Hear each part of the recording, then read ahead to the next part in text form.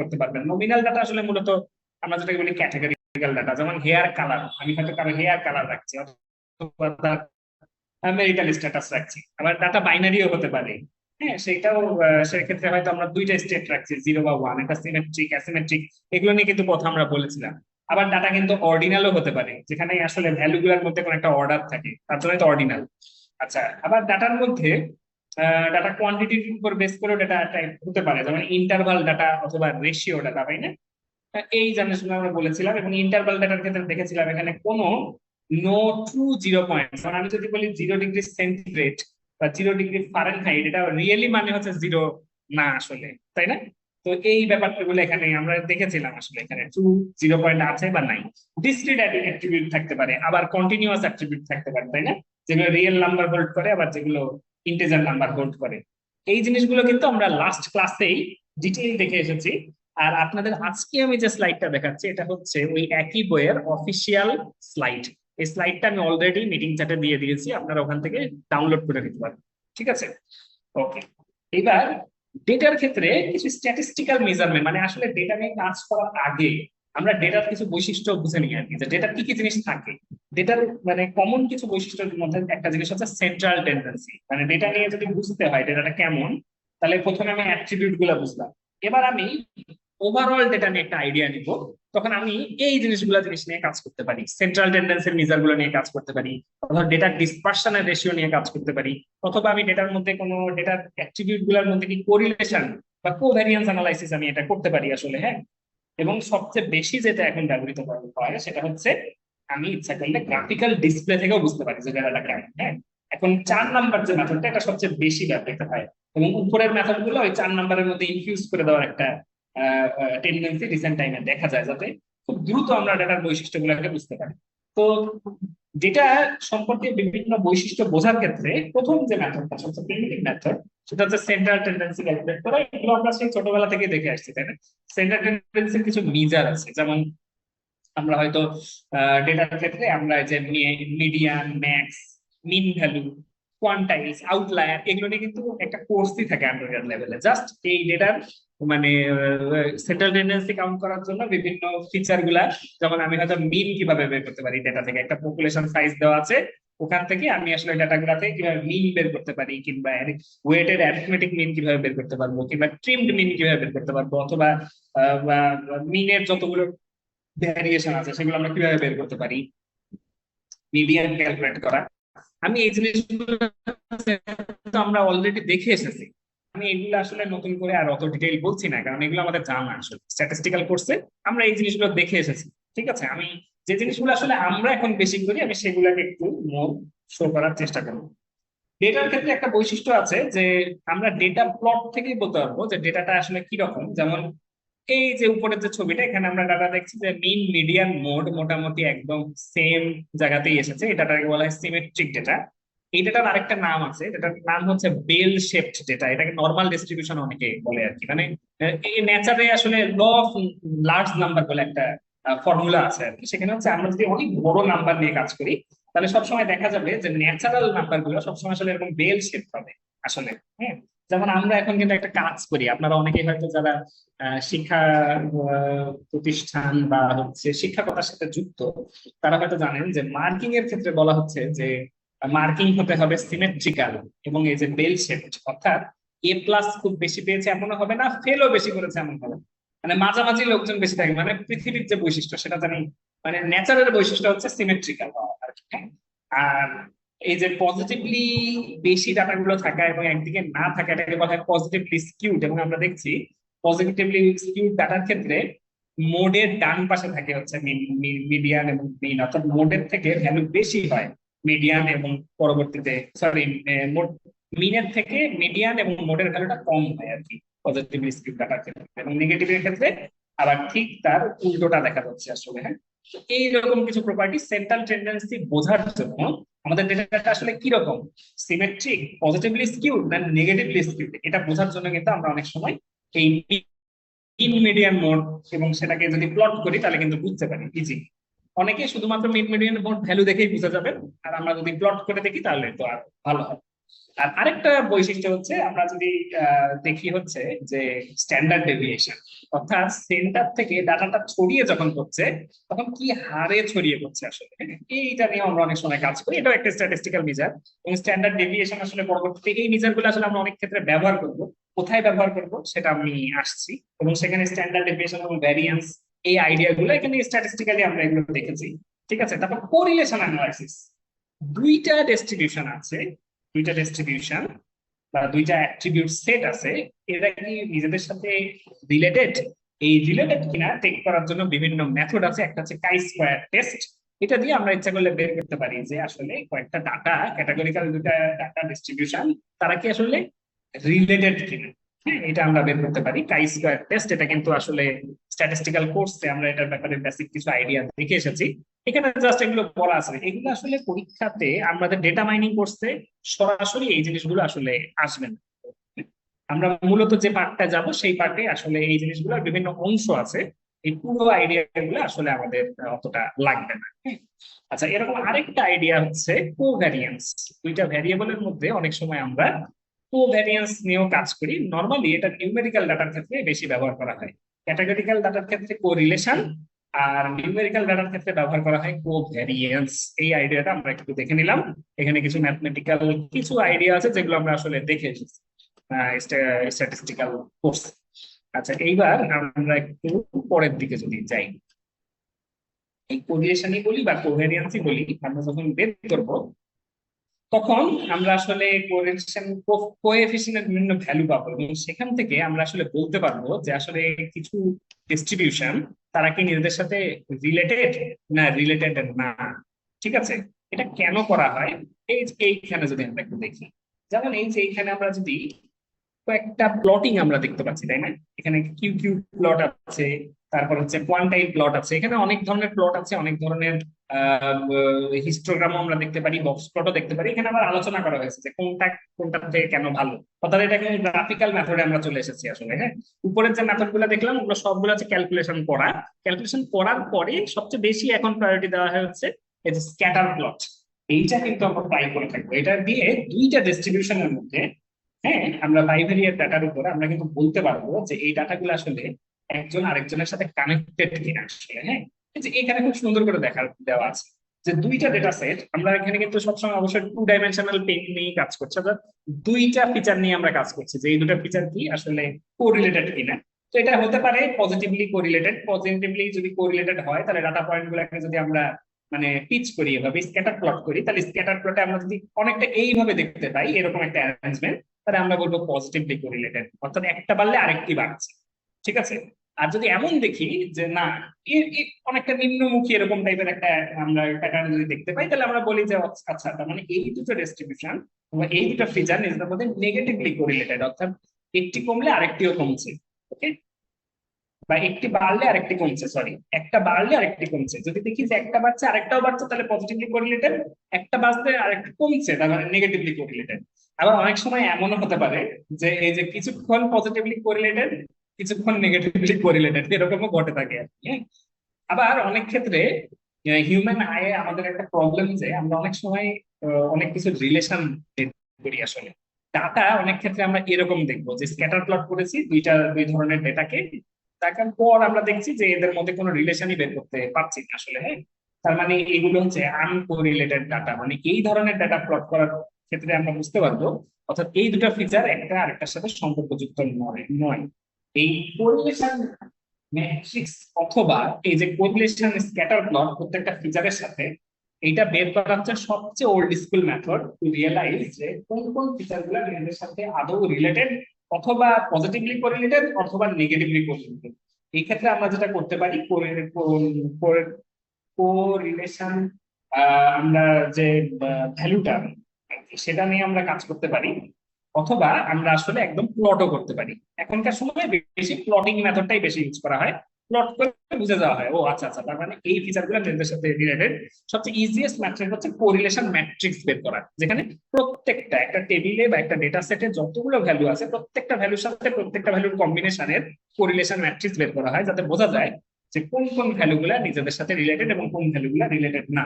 যেগুলো রিলেটেড না আমি প্রেডিক্ট যে করবো যে ভ্যালুটা দিয়ে, তাহলে সেক্ষেত্রে ওই তার সাথে যে ভ্যালুগুলো কোরিলেটেড না সেগুলোকে আমি ইচ্ছা করলে বাদ দিতে পারি। যাই হোক, এটা পরবর্তীতে আমরা এটা নিয়ে আবার হয়তো কথাবার্তা বলার সুযোগ থাকবে। তো এই যে এখানে কিন্তু আরো কিছু আইডিয়ার কথা বলা আছে যেগুলো স্ট্যাটিস্টিশিয়ানরা ইউজ করে থাকেন। যেমন অনেক ক্ষেত্রে তারা ডিসিমিলারিটি ম্যাট্রিক্স বা সিমিলারিটি ম্যাট্রিক্স ইউজ করে থাকেন এই ধরনের কাজগুলো বের করার জন্য। ডিসটেন্স ম্যাট্রিক খুব কমন একটা মেথড যেটা ইউজ করা হয়, ঠিক আছে। তারপরে ডিসিমিলারিটি নিউমেরিক্যাল ডাটার ক্ষেত্রে অনেক সময় মিনকোয়াস্কি ডিসটেন্স ব্যবহার করা হয়ে থাকে, এটাও অনেক সময় ব্যবহৃত হয়। এই মেথডগুলো প্রত্যেকটা স্ট্যাটিস্টিক্যাল আইডিওলজি আর কি, হ্যাঁ।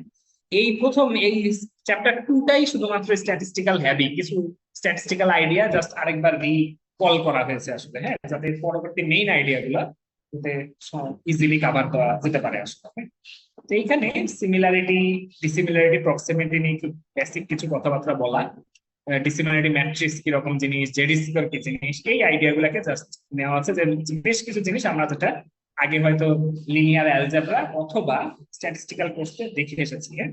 এবং এই জিনিসগুলো সবকিছু যে আমাদের লাগবে তা না, এগুলো স্ট্যাটিস্টিক্যাল কিছু আইডিয়া যেগুলো দিয়ে ডেটার ব্যাপারে আগেই আমি কিছু আইডিয়া জেনারেট করতে পারি, যে আমার ফিচার গুলো কেমন, তারা নিজের সাথে কোরিলেটেড কিনা, এরকম কমন কিছু জিনিস আমরা যাতে আগেই একটু আইডেন্টিফাই করতে পারি, সেই জন্যই এই জিনিসগুলো এখানে নিয়ে আসা হয়েছে। আচ্ছা, আমরা একদম আসলে চলে যাব আরেকটু নিচে। আমরা চলে যাব এই চ্যাপ্টারের মূল আলোচনায় আসলে, হ্যাঁ? এই চ্যাপ্টারের যদি মূল আলোচনার কথা বলি, তাহলে এই চ্যাপ্টারের মূল আলোচনা শুরু হয় আসলে মূলত স্লাইড নাম্বার 60 থেকে, হ্যাঁ? এখানে আসলে ডেটা নিয়ে কাজ করার আগে ডেটার কোয়ালিটি ইনশিওর, ডেটা ক্লিনিং এবং ডেটা ইন্টিগ্রেশন, এই তিনটা কাজ আমাদের বেশি জরুরি। আমি ডেটা থেকে বিভিন্ন মাইনিং করব, কিন্তু মাইনিং করতে গেলে আমাকে আগে এই জিনিসগুলো ইনশিওর করে নিতে হবে যে আমার ডেটার কোয়ালিটিটা ঠিক আছে কিনা। এবং যদি কোয়ালিটিতে কোনো সমস্যা থাকে, কোনো নয়েজ থাকে বা কোনো প্রবলেম ফেস করি, তাহলে সেক্ষেত্রে ডাটাটা ক্লিন করে ফেলা, এবং এরকম একাধিক ডাটা যদি আমার কাছে থাকে তাহলে সেই ডাটাগুলোকে ইন্টিগ্রেট করা।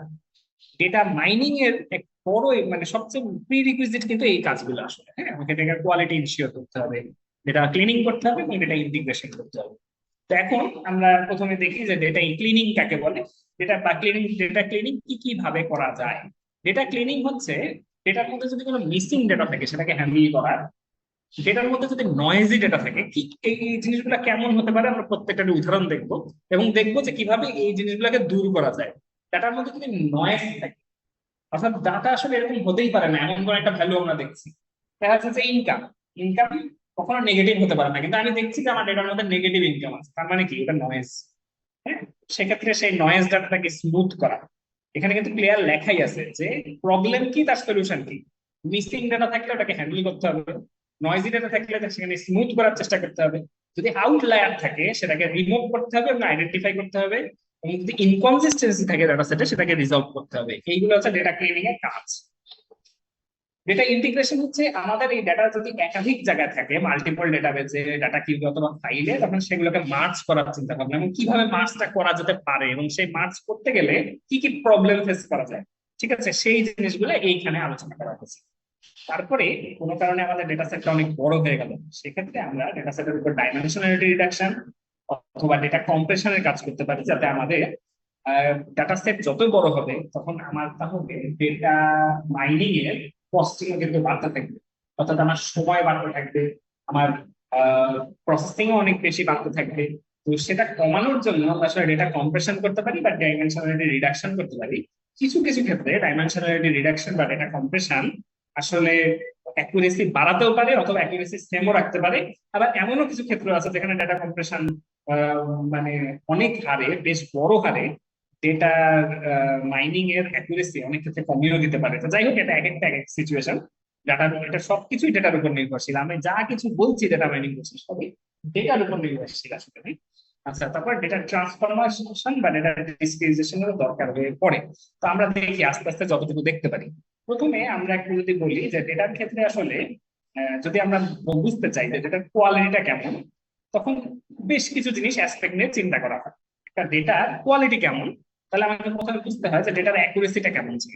এই অ্যাকুরেসিটা কিরকম, এই অ্যাকুরেসিটা হচ্ছে ডেটা আপনি যে ডিভাইস দিয়ে কালেক্ট করছেন বা যে মেথড দিয়ে কালেক্ট করছেন সেই মেথডের অ্যাকুরেসি বা সেই ডিভাইসের অ্যাকুরেসি আসলে, হ্যাঁ? না মানে অ্যাকুরেসি এটা অনেকে আসলে আমরা যখন ইউজ করি আমরা পারফরমেন্স একটা ম্যাট্রিক্স হিসেবে ইউজ করি এটাকে, কিন্তু এখানে যে অ্যাকুরেসি টার্মটা ইউজ করা হচ্ছে এই অ্যাকুরেসি টার্মটা হচ্ছে আপনি যে ডাটা কালেকশন করছেন যে মেশিন দিয়ে তার অ্যাকুরেসি, অথবা আপনি যে মেথড বা যে পাইপলাইন ব্যবহার করে ডাটা কালেক্ট করছেন তার অ্যাকুরেসি। আচ্ছা, তারপর ডেটাটা কি আসলে রেকর্ডেড নাকি এটা আনঅ্যাভেলেবল, মানে এটা কমপ্লিটনেস নিয়ে কোশ্চেন আসতে পারে ডাটা কোয়ালিটির ক্ষেত্রে। ডাটাটা কি কনসিস্টেন্ট কিনা, এটা কি আসলে এমন হয়েছে যে কিছু জায়গা মডিফাই করা হয়েছে কিছু ডাটা মডিফাই করা হয়নি, এমন কি ডাটা কি টাইমলি আপডেট করা হয়েছে, অর্থাৎ এটা কি লেটেস্ট ডাটা নাকি দেখা যাচ্ছে যেটা একটা হিস্টোরিক্যাল ডাটা আসলে। আচ্ছা, বিলিভেবিলিটি, ডাটাটা কি আসলে ট্রাস্টেবল করা যাচ্ছে কিনা, এটা কি আসলে সিনথেটিক সিনথেটিক ডাটা নাকি এটা আসলে কেমন ডাটা আসলে, হ্যাঁ। আচ্ছা, তারপরে হচ্ছে ইন্টারপ্রেটেবিলিটি, ডাটাটা দেখে কি আসলে বোঝা যাচ্ছে কিনা, এই কয়টা জিনিস দেখে আমরা ডাটা কোয়ালিটি বুঝতে পারি।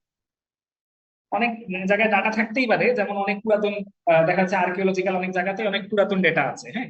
যেমন আমি যদি চিন্তা করি যে মানুষের লেখার প্রথম লেখা তো অনেক বছর আগে, এখন থেকে প্রায় 6,000 বছর আগের একটা লেখা, ওটা পড়ে আমি কিছুই বুঝতে পারছি না, ওই ডাটাটা আসলে আন্ডারস্ট্যান্ডিং করতে পারছি না, তো ওই ডাটার কোয়ালিটি আসলে ইন্টারপ্রেটেবল না। ওকে, এখন এখানে সবগুলো ডাটার ক্ষেত্রেই কিছু উদাহরণ দেওয়া আছে আসলে, যেমন দেখা যাচ্ছে যে একটা খুব চমৎকার কথা এখানে লেখা আছে, data in the real world is dirty. মানে রিয়েল ওয়ার্ল্ড থেকে আমরা যে ডাটাগুলো পাই সেগুলো আসলে ডার্টি। হ্যাঁ, তার মানে এর মধ্যে নয়েজ আছে, ইনকমপ্লিটনেস আছে, ইনকনসিস্টেন্সি আছে, এগুলা থেকে আমাকে আসলে ডাটাটাকে ডার্টি থেকে ডাটাটাকে ভালো সুন্দর করতে হবে, তাই না, পরিপাটি। তো এখানে বলা হচ্ছে যে lots of potentially incorrect data থাকে আর কি, ইনস্ট্রুমেন্টালের মধ্যে ইনস্ট্রুমেন্টাল ফল্ট থাকে, যিনি ডাটাটা নিয়ে কাজ করছেন হিউম্যান বা কম্পিউটার ফল্ট থাকে, ট্রান্সমিশন এরর থাকে। তো এগুলো কি রকম হতে পারে, যেমন ডাটা ইনকমপ্লিট ডাটার ক্ষেত্রে যেমন বলা গেল যে দেখা যাচ্ছে যে কিছু অ্যাট্রিবিউট ভ্যালু কিছু কলামে কিছু রেকর্ডে আমরা দেখছি ভ্যালুটা অকুপেশন থাকার কথা, অকুপেশনই নাই, মিসিং ভ্যালু, এটা হচ্ছে ইনকমপ্লিট ভ্যালু আসলে। এটা এক ধরনের ডার্ট ডাটা, মানে আমরা যখন ডাটা নিয়ে কাজ করছি তখন ডাটার ডার্ট হচ্ছে এটা। ডাটার ক্ষেত্রে যে জিনিসগুলো আমরা অ্যাভয়েড করবো এরকম একটা জিনিস হচ্ছে ইনকমপ্লিট ডাটাটা। অথবা ডাটাটা নয়েজি হওয়া, নয়েজি মানে হচ্ছে এমন কিছু যেটা থাকার কথাই না, যেমন স্যালারি কারো -10, এটা কি একটা ইরোর ভুল, কোনো কারণে ভুল হয়ে এটা এন্ট্রি হয়েছে, ঠিক আছে, তার মানে এটা নয়েজি ডাটা। অথবা ডাটাটা ইনকনসিস্টেন্টও হতে পারে, যেমন একটা জায়গায় লেখা আছে এজ 42, আবার বার্থডে, তাহলে বার্থডের সাথে এজ মিলছে না, অথবা বার্থডে এক এক জায়গায় এক এক ফরম্যাটে রেটটা আছে, ঠিক আছে, একটা জায়গায় রেটিং দেওয়া আছে 1 2 3 সিস্টেমে, আরেক জায়গায় দেওয়া আছে এবিসি সিস্টেমে, তার মানে এটা হচ্ছে ইনকনসিস্টেন্সি। এই ডাটার ইনকনসিস্টেন্সি থাকলে কিন্তু আমাদের ক্লাসই অনেক বেড়ে যাবে। তাহলে আমাদের ক্লাসগুলোকে যদি আমি ইয়ে ইয়ের ডাটার ক্ষেত্রে বলি, যে অর্ডিনাল ডাটার ক্ষেত্রে বলি, তাহলে আমাকে তো একই ক্লাসে নিয়ে আসতে হবে, তাই না। তো তাহলে আমাকে কিন্তু এগুলো রেটিং সিস্টেমটাকে একটা সিস্টেমে নিয়ে আসতে হবে, বা ডেট গুলোকে সবগুলোকে একই ফরম্যাটে নিয়ে আসতে হবে, ঠিক আছে। এই ব্যাপারগুলো আসলে, ঠিক আছে। অনেক ক্ষেত্রে আবার এমন হতে পারে কোন একটা জায়গায় ইচ্ছা করে ডাটা এমন দেওয়া আছে যে সবারই বার্থডে হচ্ছে জানুয়ারি 1 তারিখ করে দেওয়া হয়েছে, ঠিক আছে, কারণ কি ওই ডাটাটা নেই, তখন আমরা আসলে মিসিং ডাটাকে ডিসগাইজ করে দিয়েছি ইন্টেনশনাল। ডাটা কিন্তু এমনও হতে পারে আসলে। তো এই জিনিসগুলো এখানে বলা হয়েছে। আচ্ছা, তো ডেটা যেহেতু সবসময় অ্যাভেলেবল না, তাহলে অনেক সময় এমনও হতে পারে যে কোনো ডাটা আমরা পাইনি। হ্যাঁ, এরকম হতেই পারে, মিসিং ডাটাও হতে পারে অনেক ক্ষেত্রে, যেমন ইকুইপমেন্ট মাল ফাংশনের ক্ষেত্রে, অথবা দেখা যাচ্ছে যে মিসআন্ডারস্ট্যান্ডিং হওয়ার জন্য, মানে যিনি ডাটা এন্ট্রি করছিলেন উনি উনি 100% শিওর ছিলেন না, ওই জন্য ডাটা দেননি, এমন হতে পারে, ঠিক আছে। অথবা এমনও হতে পারে যে history changes of the data আসলে রেজিস্টার করা হয়নি, হয়তো ডাটা একটা ছিল কিন্তু তারপরে চেঞ্জ হয়েছে, চেঞ্জটা আর হয়নি, তার জন্য ওটা মিসিং ডাটাই রয়ে গেছে আসলে, হ্যাঁ। আচ্ছা, অনেক সময় এই মিসিং ডাটা গুলাকে আসলে ইনফার করতে হয়, মানে চিন্তা ভাবনা করে মিসিং ডাটা গুলাকে বসাতে হয়। এটা বসানো যায় কিভাবে, এটা নিয়ে আমাদের আসলে নেক্সট স্লাইডটা, যে যদি যেহেতু আমাদের মানে সবচেয়ে কমন যে মেথডটা ইউজ করা হয় মিসিং ডাটা বা নয়েজি ডাটার ক্ষেত্রে, সেটা হচ্ছে ignore the tuple. Ignore the tuple মানে হচ্ছে ওই রোটারই বাদ দিয়ে দেওয়া আসলে, হ্যাঁ। কিন্তু এইটা আসলে কখন করা হয়, এটা আসলে এই যে একটা জিনিস বলছে যে not effective when the percentage of missing values per attribute varies considerably। যদি অনেক বেশি হয়, একটা অ্যাট্রিবিউটে দেখলাম মিসিং ভ্যালুস অনেক বেশি, তাহলে আমি যদি বাদই দিয়ে দিই, ট্রিমি করে দিই, তাহলে ওই টাপলগুলো দেখা যাচ্ছে ডাটাই নেই, ডাটাই ফাঁকা হয়ে যাচ্ছে। তাহলে আমার তো যেটা টার্গেট সেটা ফুলফিল হচ্ছে। তো এই জন্য আমরা অনেক সময় যেটা করি যে মিসিং ডাটা হ্যান্ডেল করার জন্য আমরা আসলে টাপলটাকে ইগনোর করি, কিন্তু এটা বেস্ট ওয়ে না। এরপরের যে মেথড গুলো আছে সেগুলো সেক্ষেত্রে ব্যবহার করা হয়ে থাকে। যেমন আমরা মিসিং ভ্যালু গুলাকে ম্যানুয়ালি ফিল করতে পারি, হ্যাঁ, ম্যানুয়ালি অনেক কিছু ফিল করা যায় যদি ভ্যালুটা ইনফার করা যায় অথবা ভ্যালুটা আমাদের জন্য অবভিয়াস হয় যে আচ্ছা এরকম ভ্যালু, ওকে আমি মিসিং ভ্যালু গুলোকে পূরণ করে দিলাম। অথবা আমি জানি ডাটা কালেকশনের সময় যে মাঝখানে যদি কোনো চেঞ্জ না আসে, তার মানে উপরের ডাটা দ্বারাই ফিল হবে, এমন যদি হয় তাহলে আমরা ম্যানুয়ালি কিন্তু ওটাকে করে দিতে পারি, এবং এটা অনেক ক্ষেত্রে ইনভিজিবল হতে পারে আর কি। হ্যাঁ, তো এই জন্য এটা মিসিং মিসিং ভ্যালু এটা কিন্তু ইনভিজিবল, টিডিয়াস কাজ, কিন্তু অনেক ক্ষেত্রে সেটাও করার প্রয়োজন হতে পারে। তো এই সেক্ষেত্রে আমরা তো অবশ্যই চেষ্টা করবো একটা অটোমেটিক কোনো মেথড আছে কিনা ফিল করার। হ্যাঁ, অটোমেটিক মেথডও আছে। অনেকে যেটা করে কি, যে যে জায়গায় মিসিং ডাটা আছে সেখানে কোনো একটা হয়তো স্পেশাল ক্যারেক্টার দিয়ে দিল বা লিখে দিল এরকম কোনো আননোন একটা নতুন ক্লাসে ঢুকিয়ে দিল আসলে, নাই মানে ওটা আরেকটা ক্লাস আসলে, হ্যাঁ, বা নাল ভ্যালু একটা ঢুকিয়ে দিল আসলে, হ্যাঁ, এটাও একটা প্রবলেম। সেক্ষেত্রে অনেকে যেটা করে কি, যে ওই রোতে বা ওই অ্যাট্রিবিউটে এটা যদি এমন হয় যে নিউমেরিক্যাল ভ্যালু আছে, অনেক সময় এটা সিচুয়েশন ওয়াইজ, কিন্তু সব অ্যাট্রিবিউট তাই বলে এই কাজ করে দিলেই হবে না। এমন থাকতে পারে যে ওই একটা কলামে হয়তো একটা মিন ভ্যালু, একটা গড় ভ্যালু আপনি দিয়ে ওটাকে আননোন ভ্যালুটাকে রিপ্লেস করে দিলেন। এটা কিন্তু অবশ্যই অ্যাট্রিবিউট টু অ্যাট্রিবিউট ভ্যারি করবে, সব অ্যাট্রিবিউট আপনি এরকম মিন ভ্যালু দিয়ে রিপ্লেস করতে পারেন না। এটা আপনাকে বুঝে আপনার অ্যাপ্লিকেশন অনুসারে আপনাকে এটা রিপ্লেস করতে হবে, হ্যাঁ? আচ্ছা, এমনও হতে পারে যে অনেক ক্ষেত্রে মিন ভ্যালু নাও পাওয়া যেতে পারে, সেক্ষেত্রে আমরা আসলে আরেকটা কোনো প্রবাবল ভ্যালু, মানে ইনফারেন্স বেস কোনো মেথড আমরা বাইসিয়ান ফর্মুলা ইউজ করলাম অথবা ডিসিশন ট্রি ইউজ করে আমরা আসলে এই ভ্যালুটাকে ওখানে আমরা ইয়ে করে দিতে পারি আর কি। হ্যাঁ, এরকম কাজ করা যেতে পারে যদি আমার পিসি থাকে। আচ্ছা, এটুকুতে কারো কোনো কোশ্চেন থাকলে একটু বলবেন না, কিন্তু কারো কি কোনো কোশ্চেন আছে এটুকুতে?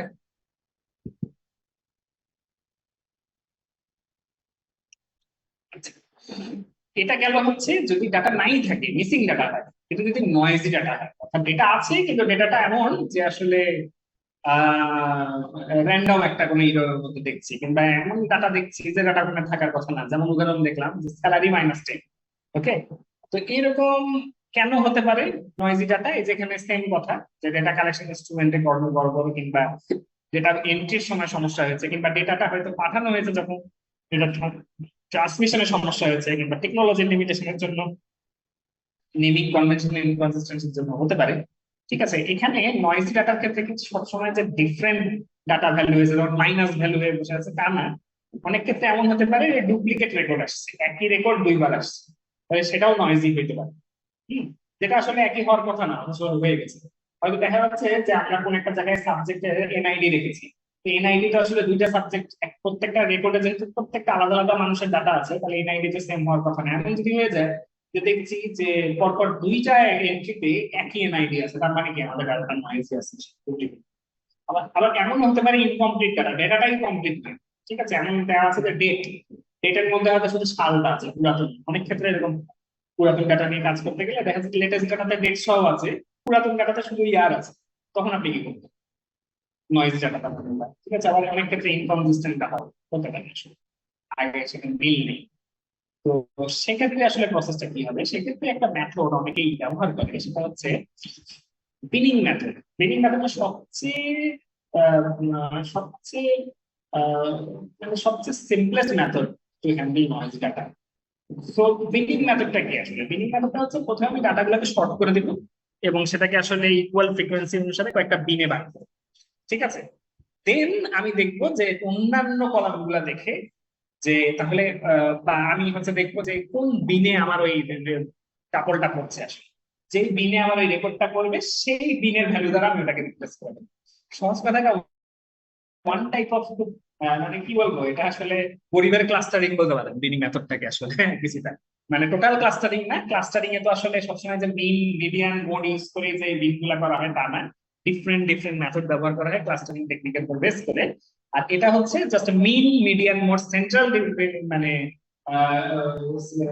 রিজার্ভ সেন্ট্রাল ডিপেন্ডেন্সির উপর বেস করে আসলে ক্লাস্টারিংটা করা। কোন বিনে পড়তেছে আমার ডাটা সেটটা, তখন সেখানে ফেলে দেওয়া। এটা সবচেয়ে সিম্পলেস্ট মেথড। অনেকে রিগ্রেশন মেথড ইউজ করেন, আমি অর্থাৎ ওই নয়েজি ভ্যালু গুলাকে আমি প্রথমে রিগ্রেশন মডেল দিয়ে আমি আসলে নয়েজি ভ্যালু গুলাকে প্রেডিক্ট করে করে বসালাম। এটা একটা ওয়ে হতে পারে। অনেকে ক্লাস্টারিং ইউজ করে, যে আমি আসলে রিমুভ আউটলায়ার গুলা বের করলাম এবং আউটলায়ার গুলাকে রিমুভ করে দিলাম। অনেক ক্ষেত্রে ডাটা গুলা কম হলে আমি এটা পুরো টাপলকে রিমুভ করতে পারি। হ্যাঁ, অনেক ক্ষেত্রে আবার সেমি সুপারভাইজড কে কোনো মেথড, যেটাতে কিছুটা হিউম্যান থেকে আমি হয়তো রিগ্রেশন ফাংশন দিয়ে আমি ফাংশনটা দেখলাম, সেই সাথে আমি নিজে একটা কিছু টেস্ট টেস্ট করে বসাই দিলাম। হ্যাঁ, এরকমও হতে পারে সেমি সুপারভাইজড কোন একটা মেথড। তো এইভাবে আমরা কিন্তু নয়েজি ডাটা গুলাকে হ্যান্ডেল করতে পারি আসলে।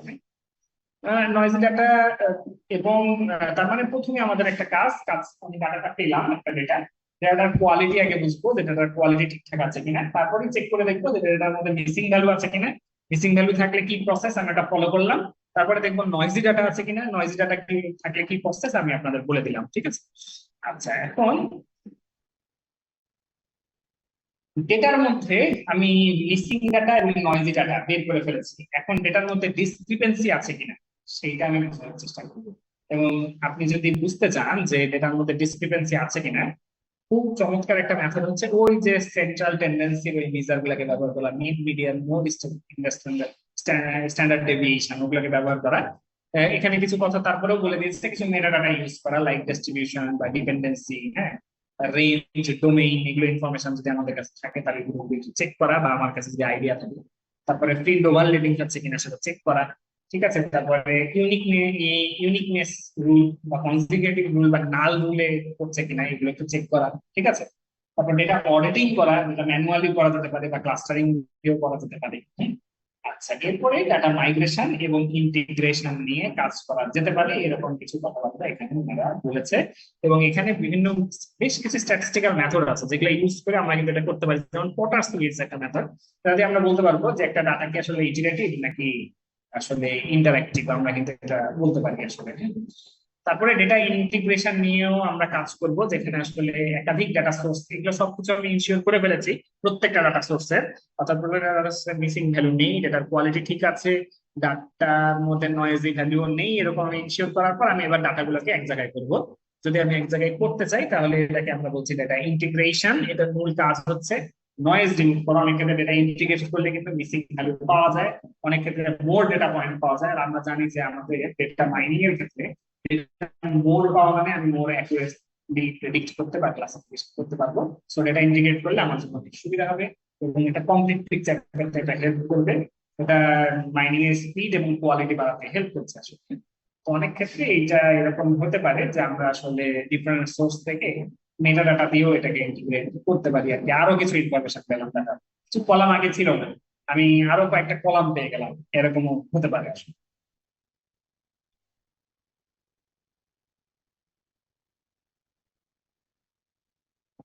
আচ্ছা, ডাটা ইন্টিগ্রেশনের ক্ষেত্রে আবার কিছু প্রবলেম হয়।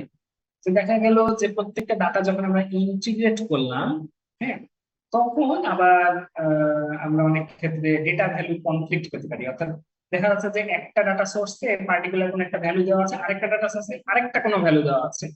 ঠিক আছে। সো এই যে এখানে একটা কনফ্লিক্ট অ্যারাইজ করতে পারে, এরকম হতে পারে। এটা এটা ডিফারেন্ট কারণে হতে পারে। যেমন আমরা হয়তো রেকর্ডিং যখন দুইটা জায়গায় করা হয়েছে, দুইটা ডিফারেন্ট টাইমে করা হয়েছে আর কি, যদি এরকম হয় সেক্ষেত্রে আমরা কিন্তু দুইটা ভ্যালুর মিন মিডিয়ান মোড নিতে পারি। এটা একটা মেথড হতে পারে। যাতে এটা কখন হবে, যেমন দেখা যাচ্ছে যে আমি একই মানুষের রেকর্ড দুইটা ডাটা সোর্স থেকে যখন ইন্টিগ্রেট করতে যাচ্ছি তখন একটা বিপদে পড়ে গেলাম, দেখলাম যে একটা জায়গায় কারো ইনকাম বেশি দেওয়া আছে আর একটা জায়গায় ইনকাম কম দেওয়া আছে, তখন আমি কোনটাকে নিব আসলে। হ্যাঁ, তো সেক্ষেত্রে বলা হয় যে মোস্ট রিসেন্ট যে ডাটা সোর্সটা সেটাকে নেওয়া যেতে পারে, এটা একটা ওয়ে। কিংবা এমন হতে পারে যে মিন মিডিয়ান মোড, আমি সেন্ট্রাল মানে দুটার মিন মিডিয়ান বা মোড ইউজ করতে পারি। ঠিক আছে। অথবা আমি সোর্সের কোয়ালিটি তখন একটা আলাদা একটা মেজারমেন্ট নিয়ে চিন্তা করতে পারি যে কোন সোর্সটা বেটার। আমি দেখলাম একটা সোর্স গভর্নমেন্ট সোর্স, হ্যাঁ, আর একটা সোর্স তার পার্সোনাল সোর্স, হ্যাঁ, তখন আমি এইভাবে চিন্তা করবো আসলে। আমার এইগুলো অ্যাপ্লিকেশন ওরিয়েন্টেড, আমি অ্যাপ্লিকেশনের উপর বেস করে আমি আমার ডাটা সেটস গুলোকে ওখানে কনফ্লিক্ট ইনফরমেশন গুলোকে মিসিং করতে পারি। আচ্ছা, তাহলে এখানে কিছু জিনিস আমরা দেখলাম যে ডাটা ইন্টিগ্রেশনের ক্ষেত্রে যদি নয়েজ হয়, অর্থাৎ আমি দেখছি যে একই ডাটা দুই জায়গায় দুই রকম আছে, সেক্ষেত্রে কি করবো। আচ্ছা, এইবার এখানে আরেক ধরনের জিনিস অকার করতে পারে, সেটা হচ্ছে দেখা গেল যে একই ডাটা কয়েকদিন ঘুরে ফিরে আছে, এরকম হয় যে আমি অনেকগুলো ডাটা থেকে মানে ডাটা সোর্স থেকে ডাটাকে নিয়েছি, ইন্টিগ্রেট করেছি, তো দেখা যাচ্ছে একই জিনিস কয়েকবার আছে আসলে, সেম অ্যাট্রিবিউট, সেম অবজেক্ট কয়েকবার আছে, মানে রেকর্ড খামাখা বেড়ে বসে আছে। ঠিক আছে। তো সবসময় চেষ্টা করতে হবে যে এই রিডান্ডেন্ট অ্যাট্রিবিউট গুলাকে বের করা, এবং রিডান্ডেন্ট অ্যাট্রিবিউট গুলো বের করার কোনো ইজি সিস্টেম আছে।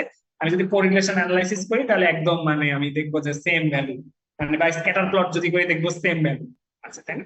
তো সেম ভ্যালু গুলাকে তখন সেক্ষেত্রে আমরা এগুলোকে ডিটেক্ট করবো এবং এগুলোকে কিন্তু আসলে ট্রিম করে দেওয়ার চেষ্টা করবো আসলে।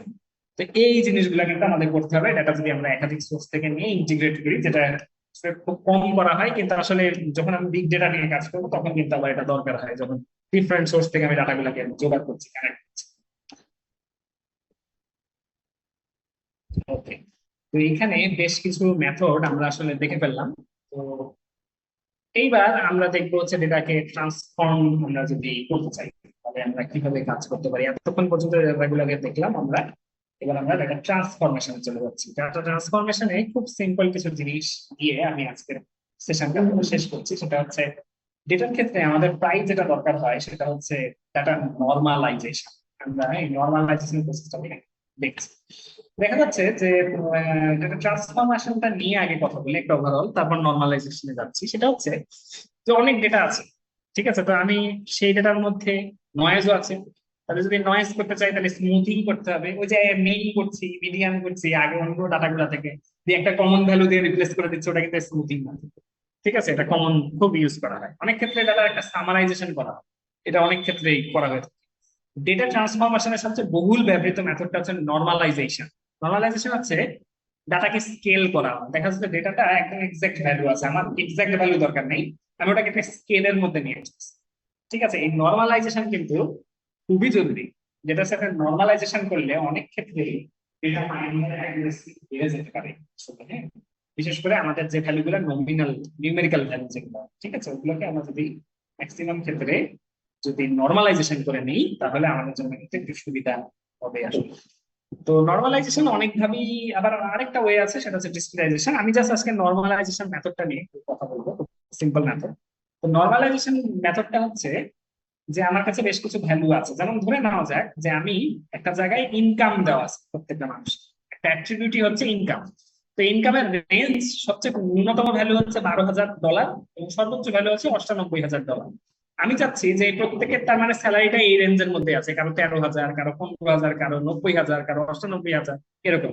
আমি চাচ্ছি এই ভ্যালু গুলাকে নর্মালাইজ একটা ভ্যালু দিব এবং পরে 0 থেকে 1 এর মধ্যে বিভিন্ন ভ্যালু আমি অ্যাসাইন করবো। মানে সরাসরি আমি আর তার ইনকাম রেঞ্জটা রাখবো না, বরং তার আমি একটা নর্মালাইজ ইনকাম একটা ভ্যালু দিয়ে দিব। সেটা যদি 0 হয়, 0 মানে হচ্ছে $12,000, আর কারো যদি ইনকাম 1 হয় তার মানে সেটা হচ্ছে $98,000, আর মাঝখানের ভ্যালু গুলো হচ্ছে পয়েন্ট সামথিং সামথিং ভ্যালু। যেমন এখানে $73,000, আমি তাহলে এটাকে 0 থেকে 1 এর মধ্যে নর্মালাইজ কিভাবে করব? মিন ম্যাক্স নর্মালাইজেশনের মজার ব্যাপারটা হচ্ছে আপনার যে ভ্যালুটা, ওই ভ্যালুটা থেকে সর্বনিম্ন ভ্যালুটাকে বিয়োগ করা এবং সর্বোচ্চ ভ্যালু থেকে সর্বনিম্ন ভ্যালুটাকে বিয়োগ দিয়ে তাদের অনুপাত বের করা। এই অনুপাত বের করে এই যে যে ডিস্ট্রিবিউশন আছে সেই ডিস্ট্রিবিউশনটা দিয়ে বিয়োগ করলে যে ভ্যালুটা পাওয়া যায়, অর্থাৎ 0.716 হচ্ছে এই 73,000 ভ্যালুটাকে রিপ্রেজেন্ট করছে আসলে। ঠিক আছে, এই নর্মালাইজেশন কিন্তু প্রায় জরুরি দরকার হয়ে যায়। বড় ভ্যালুকে আমরা ছোটভাবে রিপ্রেজেন্ট করতে পারি, তাই না? সিম্পল একটা রেঞ্জ দিয়ে আমরা রিপ্রেজেন্ট করতে পারছি। হ্যাঁ, এটা মিন ম্যাক্স নর্মালাইজেশন, খুব simple type of normalization method. আরেকটা মেথড আছে যে মেথডটা বেশ পপুলার, সেটা হচ্ছে z square normalization. Z square নর্মালাইজেশনটা মূলত আসলে ডেটা মিন এবং স্ট্যান্ডার্ড ডেভিয়েশনের সাথে আসলে রিলেটেড। ইকুয়েশনটা অনেকটা এরকম যে আমার যে ভ্যালুটা আছে সেই ভ্যালুটা থেকে আমি আসলে ওই ডেটা সেটের মিন ভ্যালুটাকে বিয়োগ দিব, দিয়ে স্ট্যান্ডার্ড ডেভিয়েশন দিয়ে ভাগ দিব। যেমন একটা ডেটা সেট আছে, সেই ডেটা সেটের মধ্যে হয়তো ইনকাম নাই, ধরে নেন ওই আমার যে ডেটা সেই ডেটার মধ্যে মিন ইনকাম মানে গড় ইনকাম মানুষের হচ্ছে $54,000। ঠিক আছে, যদিও সবার ইনকাম 12,000 থেকে 98,000 এই রেঞ্জের মধ্যে, কিন্তু ওই ডেটা সেটে $54,000 হচ্ছে মিন ইনকাম, মানে গড় ইনকাম হচ্ছে $54,000 এবং স্ট্যান্ডার্ড ডেভিয়েশন হচ্ছে $16,000। মানে যাদের মধ্যে ডিস্টেন্স আছে বা রেঞ্জ যদি চিন্তা করি তাহলে মানে কম বেশি হয় হচ্ছে $16,000 করে বিভিন্ন রেঞ্জের যদি ভাগ করি। তাহলে এখন ওরা যেটা বলছে যে 73,600 এই ডলারকে যদি আমি জেড স্কোয়ার নর্মালাইজেশন নিয়ে আসতে পারি, তাহলে ভ্যালুটাকে আমি মিন দিয়ে বিয়োগ দিচ্ছি এবং স্ট্যান্ডার্ড ডেভিয়েশন দিয়ে ভাগ দিচ্ছি, অর্থাৎ জেড স্কোয়ার নর্মালাইজেশনে আসলে এই ভ্যালুটা চলে আসবে 1.225। এরকম একটা ভ্যালু আসলে এখানে চলে আসবে আসলে। অনেকে আবার ডেসিমাল স্কেলিং দিয়ে, আর কিছুই না, ভাগ দিয়ে দিয়ে 100 দিয়ে ভাগ করে করে ওটা আরো স্কোরটাকে ছোট করে ফেলে। এটা আসলে সব জায়গায় হবে না, কিছু কিছু জায়গায় হবে। আচ্ছা, তো এইভাবে আমরা আসলে বেশ কয়েকটা টপিক আজকে এখানে কভার দেওয়ার চেষ্টা করলাম নর্মালাইজেশন পর্যন্ত। তো আমি আপনাদেরকে যে জিনিসগুলো কভার দিলাম নর্মালাইজেশন, আপনারা চেষ্টা করবেন এখানে থেকে ডিসক্রিটাইজেশন, ডেটা কম্প্রেশন এবং স্যাম্পলিং মেথড গুলো একটু দেখে নাও। নেক্সট ক্লাসে আমরা আসলে প্রথমে এই মেথড গুলোতে আপনাদের ছোট্ট একটা টাস্ক আগে দিয়ে দিব। সেই টাস্কটা আপনারা মোটামুটি কমপ্লিট করার চেষ্টা করবেন, তারপরে আমরা হচ্ছে নেক্সট টপিকে যাব। তো আপনারা দেখে নেবেন নরমালাইজেশন, ডিসক্রিটাইজেশন। নরমালাইজেশন কিন্তু আমি দেখালাম, এটা কনস্ট্যান্ট মেথড, আর তার আগে দেখালাম হচ্ছে মিসিং ভ্যালু, নয়েজি ডাটাকে রিমুভ করা। আপনারা দেখে দিবেন একটু করে ডিসক্রিটাইজেশন কিভাবে করা যায়, ডেটা কম্প্রেশন কিভাবে কিভাবে করা যায়, এবং স্যাম্পলিং মেথড গুলো কি আছে, এগুলো আপনারা জাস্ট এই স্লাইডটা থেকে দেখে নেবেন। এখানে কিন্তু সুন্দর দেওয়া আছে ডিফারেন্ট ডিফারেন্ট ডাটার ক্ষেত্রে কিভাবে ডিসক্রিটাইজেশন করা যায়। হ্যাঁ, এবং দেখবেন যে ম্যাক্সিমাম মেথড আমি যা যা বলেছি ওই মেথড গুলো আবার ঘুরে ফিরে আসছে ডিসক্রিটাইজেশন। যেমন বিনিং এর কথাটা আমরা আগে দেখেছি, মানে হিস্টোগ্রাম অ্যানালাইসিস করে কিন্তু ডাটাকে কন্টিনিউয়াস ডাটাকে আপনি ডিসক্রিটাইজেশন করতে পারবেন না। হ্যাঁ, এরকম দেখবেন যে মেথড গুলো আমি আগে বলেছি ওগুলো মেথড আবার আসছে। বিনিং জিনিসটা কিভাবে করা হয় মিন দিয়ে করলে, সেটা এখানে দেওয়া আছে আবার। হ্যাঁ, মানে দেখবেন যে আমি যা যা বলেছি ওই জিনিসগুলো আবার ঘুরে ফিরে আসছে। ক্লাসিফিকেশন, কমন কিছু কনসেপ্ট, তারপরে কোরিলেশন অ্যানালাইসিস। আমি কোরিলেশন অ্যানালাইসিসের কথা কিন্তু আপনাদের একবার করে বলেছি আসলে। তো ওই কনসেপ্ট গুলো এখানে আরেকবার ঘুরে ঘুরে আসছে। কিছু কিছু নতুন কনসেপ্ট আছে যেগুলো আপনারা একটু আস্তে করে দেখে নেবেন। এখানে আপনাদের কারো কোনো আইডিয়া থাকলে একটু বলবেন। এবং এখানে ডেটা কম্প্রেশন যে পার্টটা, এখানে দেখবেন যে কিছু কিছু জিনিস আপনারা আগে থেকে দেখেছেন, স্ট্রিং কম্প্রেশন বা অডিও কম্প্রেশন। হ্যাঁ, এটা আপনারা কিন্তু আগের কোর্সে দেখে এসেছেন। যে জিনিসগুলো এখানে আবার নতুন করে একটু দেওয়া আছে। কারো যদি কোনো কুয়েরি থাকে তাহলে আপনারা একটু বলতে পারেন। কারো কোনো কোশ্চেন আছে?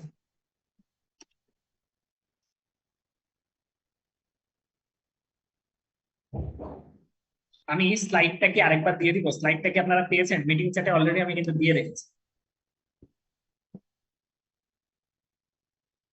স্লাইডটা কি সবাই পাচ্ছেন?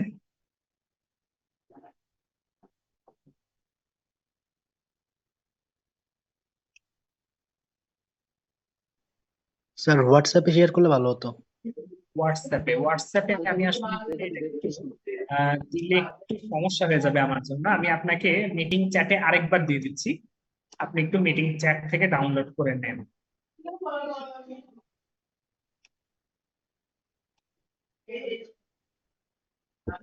আমি মিটিং চ্যাটে এই ফাইলটা আবার একটু শেয়ার করছি। হ্যাঁ, আপনারা অবশ্যই ফাইলটা আরেকবার একটু ডাউনলোড করে নেবেন সবাই, যেহেতু এখানে প্রায় 14 জনের মতো আছে।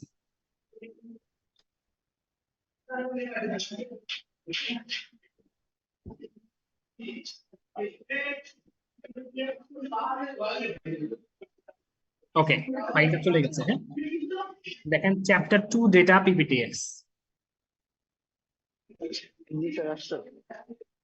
আচ্ছা, আপনাদের যদি কারো কোনো কোশ্চেন থাকে একটু বলবেন, না হলে আমাদের সেশনটা আজকে এখানেই শেষ করে ফেলবো। আপনাদের অ্যাটেন্ডেন্স অলরেডি আমি পেয়ে গেছি।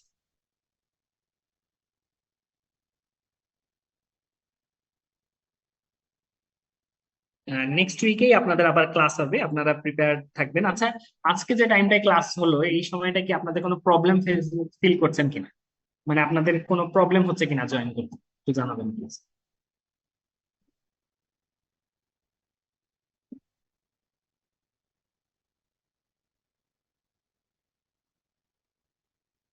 যেহেতু কেউ কিছু বলছেন না, তাহলে মানে এমনিতে কি সবসময় এই সময় নিতে যাচ্ছেন বিকেলে 4টা থেকে? হয়তো মানে বেশ কয়েকদিন আমি এরকম টাইমে ক্লাস নেবো আর কি, সেক্ষেত্রে। হ্যাঁ, এই দিনেই না, হয়তো এরকম টাইমে আপনাদের আগে জানিয়ে দিব। প্রবলেম থাকলে আপনারা আসলে একটু হোয়াটসঅ্যাপে বলে দিবেন, তাহলে আমি রিশিডিউল করে দেব।